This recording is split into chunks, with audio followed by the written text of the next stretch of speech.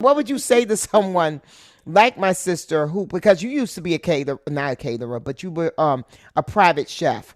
What would you Yes. say to someone that is looking to be a private chef or starting a business where they are selling, food in that way? What would you say to them? What advice Well, do you have?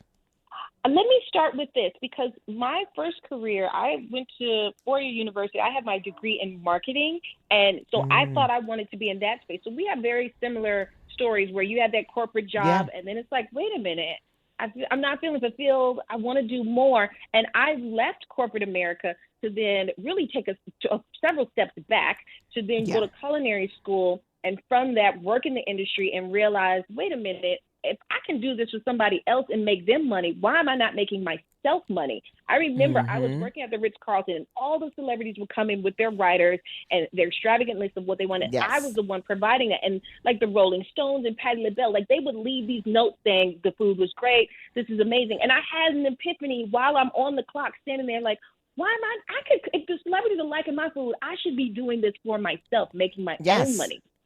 So I Yes. got my plan into place. And before I quit my job, and everybody out there, don't quit your job till you got a plan in place Right. and you know what Exactly. you want to do with it. So I saved as much money. I saved $10,000. That was I could not quit my job until I saved $10,000. That was my goal. Mm-hmm. And I started my own personal chef business. Personal chef and private chef is slightly different. Personal chef Okay. means I come in and cook meals and I leave. Private chefs more live with the clients and Right. they're on their chefs around the clock. So I didn't Yeah, want to that's live like with my anyone, friend but Khaled. He's got one of those personal people. They sit up in the yeah, house all day yeah. long. I didn't want Yeah. to do around the clock, but I still wanted to do and like you said, get with people with money. So that was my goal. Like if celebrities, I wanted to start at the top echelon of clientele to really make my money and make a name for myself. So I was working with lots of, and this was in Atlanta, so I was working with different athletes and everything.